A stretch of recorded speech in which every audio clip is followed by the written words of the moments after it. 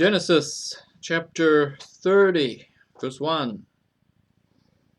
And when Rachel saw that she bare Jacob no children, Rachel envied her sister, and said unto Jacob, Give me children, or else I die.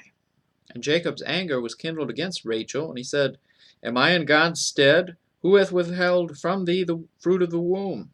And she said, Behold my handmaid Bilhah, go in unto her, and she shall bear upon my knees, that I may also have children by her. And she gave him Bilhah her handmaid to wife, and Jacob went in unto her, and Bilhah conceived, and bare Jacob a son.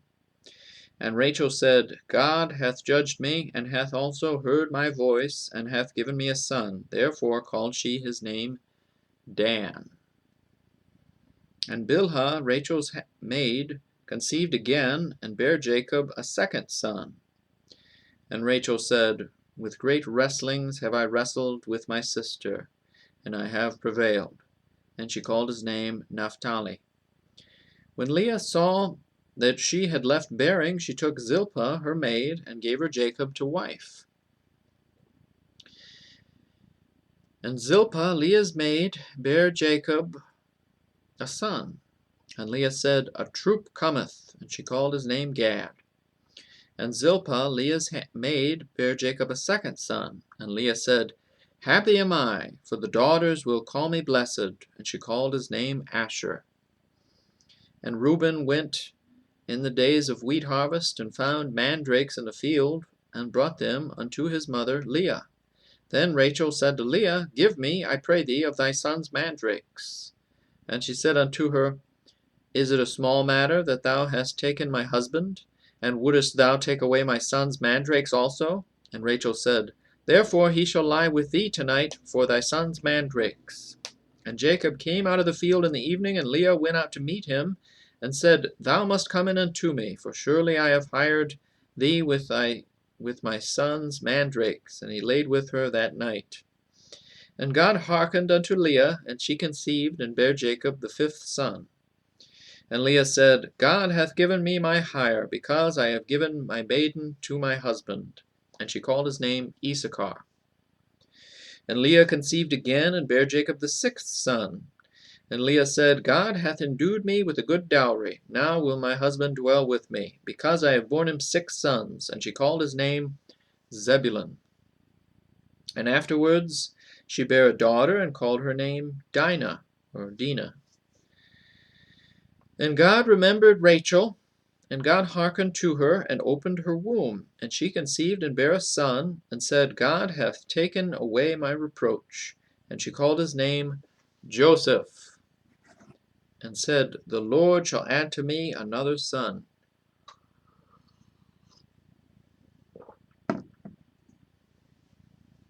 And it came to pass, when Rachel had borne Joseph, that Jacob said unto Laban, Send me away, that I may go into mine own place, and to my country. Give me my wives and my children, for whom I have served thee, and let me go, for thou knowest my service which I have done thee. And Laban said unto him, I pray thee, if I have found favor in thine eyes, tarry, for I have learned by experience that the Lord hath blessed me for thy sake. And he said, Appoint me thy wages, and I will give it.